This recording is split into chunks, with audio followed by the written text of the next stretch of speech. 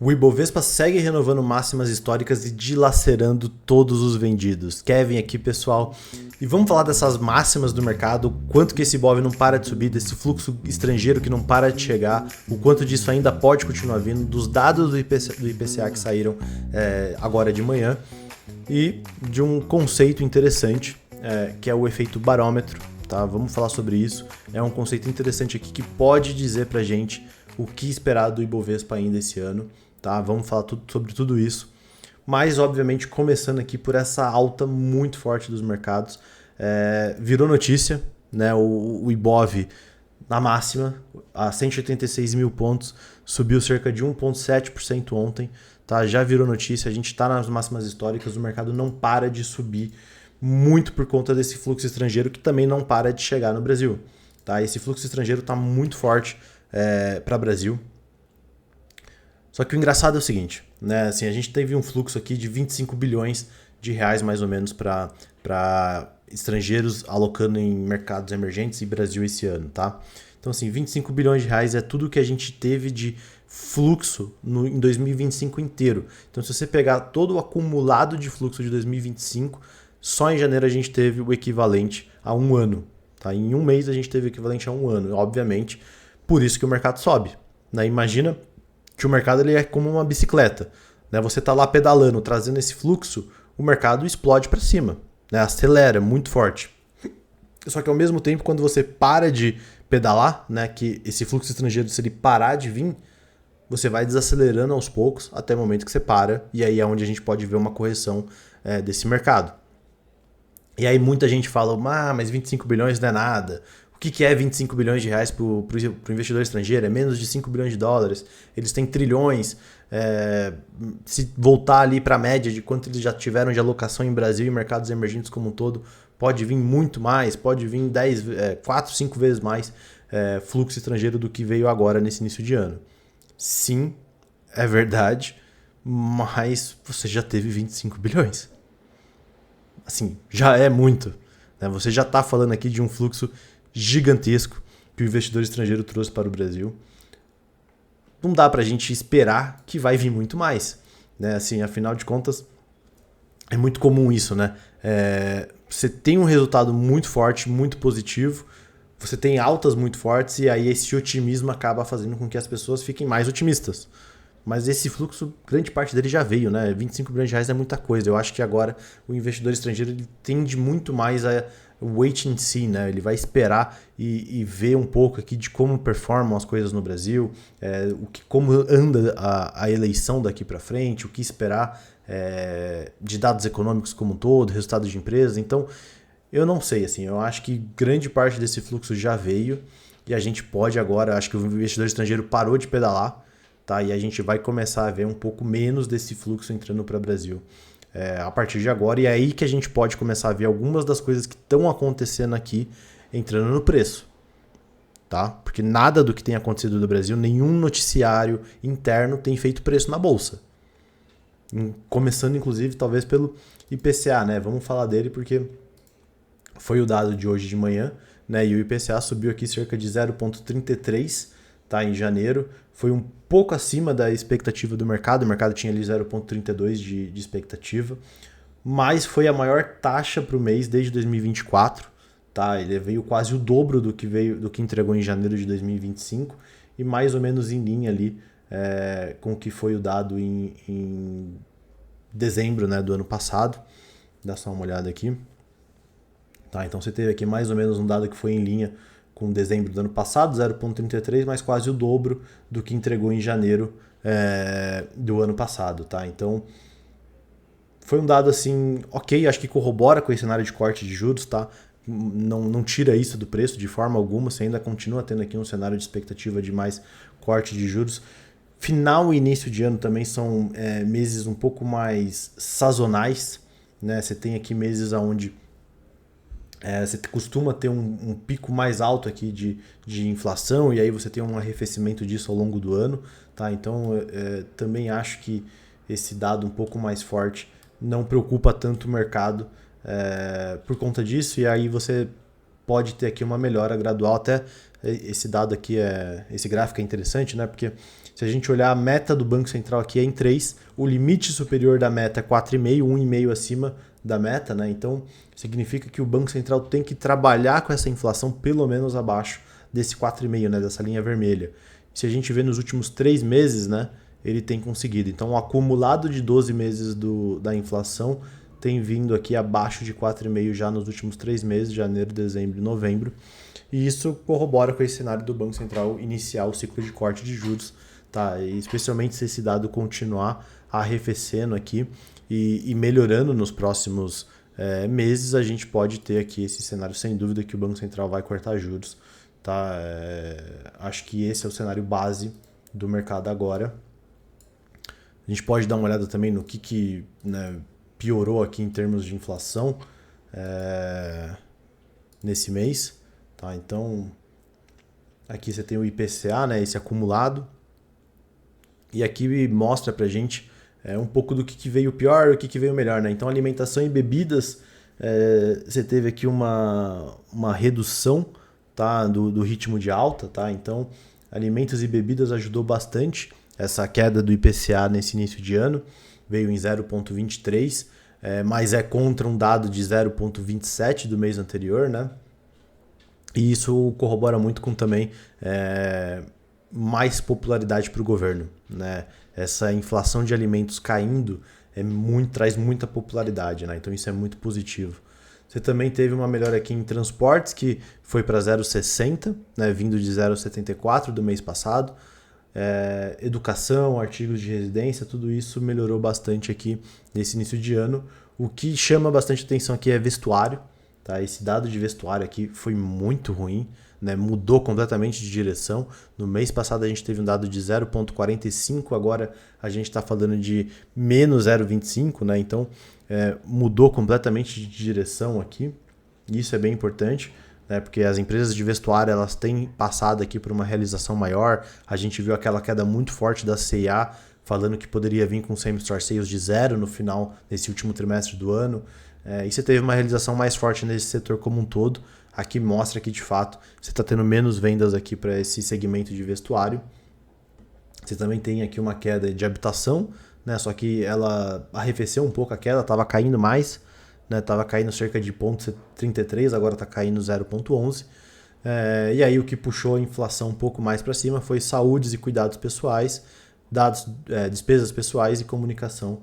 Foi o que acabou puxando esse PCA um pouco mais para cima, tá?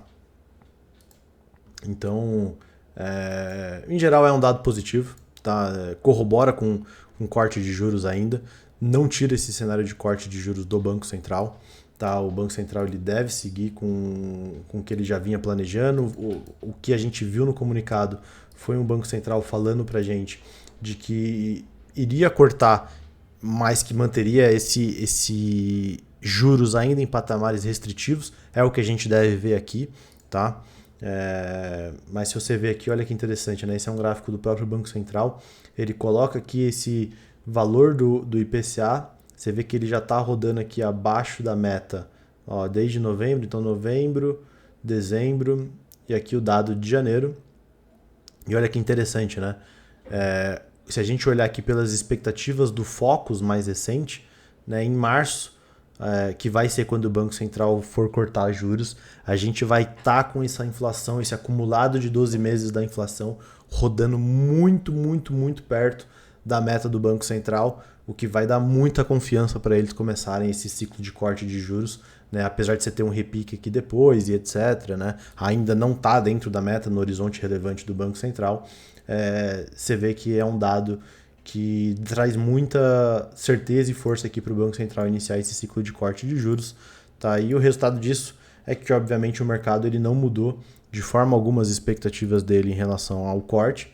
Então, o que ainda é a aposta majoritária do mercado é de um corte de 0,5% em março, cerca de 69% aqui de chances de um corte de 0,5%, tá? E o mercado também coloca aqui mais ou menos 20% de chances de um corte de 0,25%, tá? Então, se a gente somar aqui as duas probabilidades de corte, né, 0,25 ou 0,50, a gente está falando aqui de quase 90% de certeza que o Banco Central corta juros em janeiro. Essa é a principal aposta do mercado hoje. Eu ainda estou mais pelo corte de meio, né? A gente fez aquela conta, Banco Central, se ele começar com meio, ele pode chegar a 12,5 até setembro desse ano, e aí fazer uma pausa para avaliar melhor o cenário, ver se faz sentido continuar cortando, de repente fazer um ajuste ali para 0,25, alguma coisa assim, e parar por aí, tá? Então, dado muito positivo do IPCA, apesar dessa leve alta, tá? Ainda mostra que a gente está aqui numa expectativa ainda positiva para continuar cortando juros esse ano. Tá, e assim, a gente teve uma alta, né, generalizada nos mercados, né? Se a gente olhar o mercado como um todo, né, o que subiu, né, o que puxou esse mercado para cima esse ano. Então aqui mostra todo o resultado do mercado. Então se você pegar aqui do início do ano para cá, tá? Então do início do ano para cá, tudo que subiu, a linha branca é o Ibovespa, que está subindo aqui cerca de 15,5% no ano.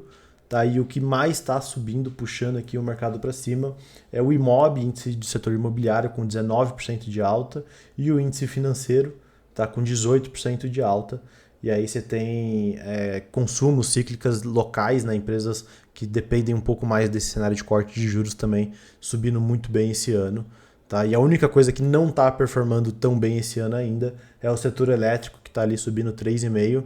Mas você vê que todos os setores, né, generalizado, todos os setores estão subindo esse ano, estão performando muito bem, principalmente puxado por esses setores que vão, né, antecipam um pouco o corte de juros, por índice financeiro e, obviamente, por Petro e Vale, porque quando a gente fala de um investidor estrangeiro vindo para o Brasil, não tem como não esperar que Petro e Vale suba, porque faz parte da basket, da cesta de mercado, que é o que puxa mais, né? Então, as principais contribuições aqui do índice esse ano, você vê Itaú é a maior alta, com 24,5% de alta já no ano. Itaú está muito forte, teve resultados muito bons, de fato, entregou muito, mas o Itaú já não está mais tão barato, né? A gente já está falando de uma empresa aqui que está sendo negociada a mais de 10 vezes lucro, relativamente já caro, tá? O índice financeiro como um todo já está meio que caro, tá? Então, se a gente pegar aqui Bradesco, Banco do Brasil nem tanto, ainda talvez seja o único que não está tão caro aqui, mas Itaú, Bradesco e Santander já estão mais bem precificados, BTG também. O Banco do Brasil ele está subindo 16,5% no ano, ele está ainda um pouco mais barato que as outras, mas pelo micro ainda um pouco pior, os fundamentos ainda um pouco pior, resultados um pouco piores no curto prazo que ele está entregando. E Petro e Vale, né, ambas subindo aqui 20% no ano, puxando muito forte esse início de ano para o Brasil.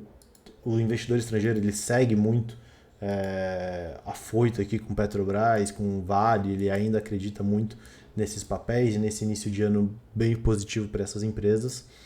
Mas se a gente voltar para esse gráfico aqui, onde mostra essa distância que o Ibovespa está da sua média de 200 períodos, né, que é essa média aqui, é muito esticado, né? É muito esticado, é raro a gente ter um mercado negociando por tanto tempo, tão longe da sua média de 200 períodos, né? Dá só uma olhada aqui, a gente está falando aqui de praticamente 302 dias, né? Então, dá mais de um ano aqui do mercado já negociando acima da média de 200. É raríssimo da gente ver esse tipo de movimento, né? Olha só aqui, né? Inclusive, se a gente pegar a distância do mercado para a média de 200, a gente está no patamar mais elevado desde 2021, tá? Que era aqui esse momento que o mercado esticou muito pós o Covid, né? Então, é o momento onde os mercados mais estão esticados desde 2021. Eu não duvido que a gente veja uma correção do mercado até essa média de 200 períodos ainda esse ano. Tá? Dado esse cenário eleitoral que a gente está falando, o governo ele vai seguir ganhando muita popularidade esse ano.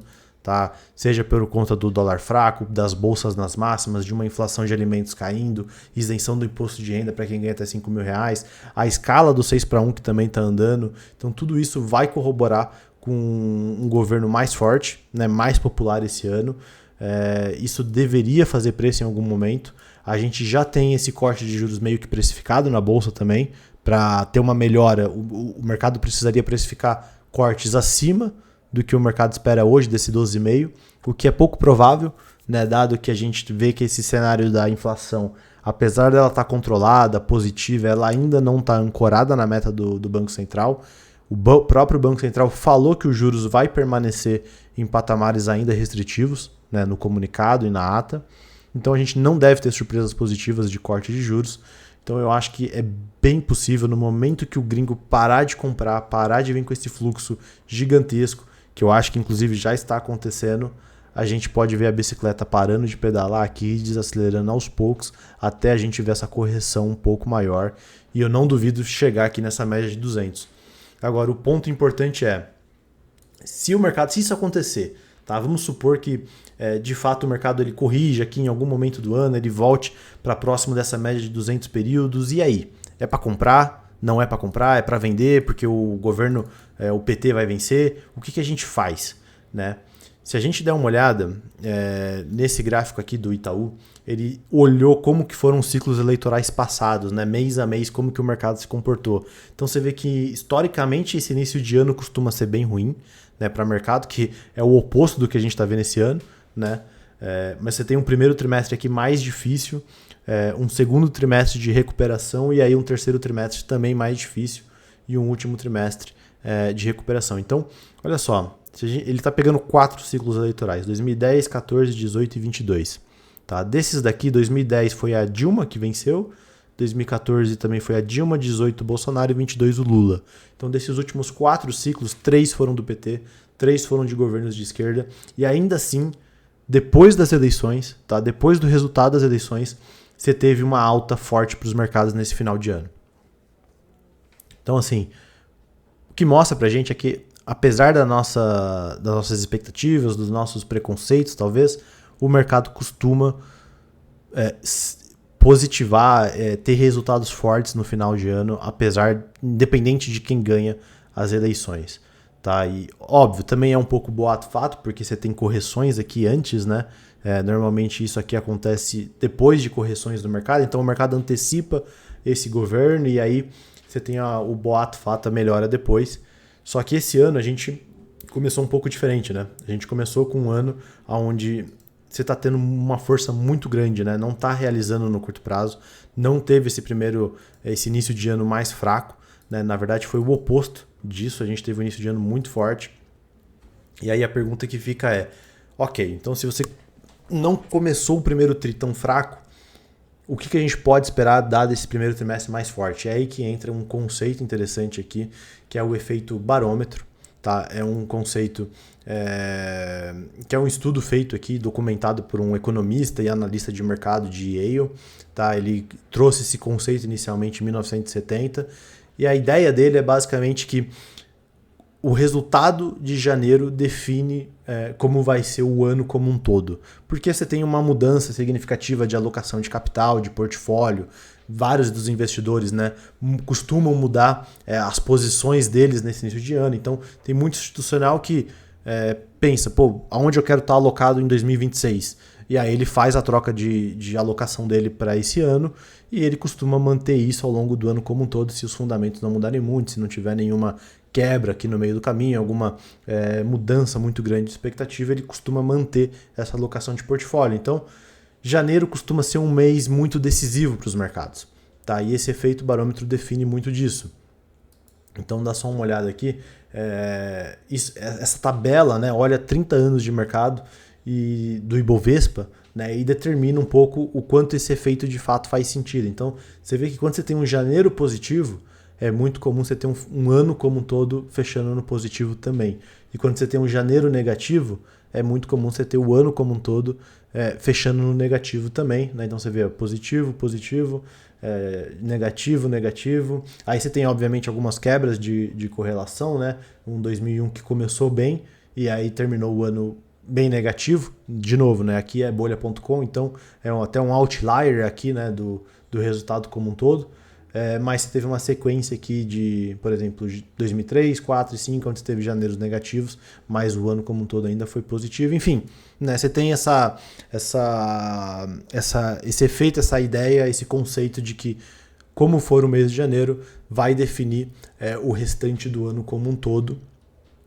Tá? E é aí que a gente pode olhar esse outro indicador aqui, tá? Que ele pegou todos os meses em que janeiro ficou positivo naquela tabela de 30 anos, tá? Então ocorreram 14 vezes em que janeiro teve um resultado positivo, e dessas 14 vezes, 13 terminaram com um final com fecha de ano positivo, ou seja, 93% de assertividade. Quando você tem um janeiro começando positivo no Brasil, com 93% de assertividade dos últimos 30 anos de mercado, você termina o ano para cima. Você termina um ano com o Ibovespa subindo, tá?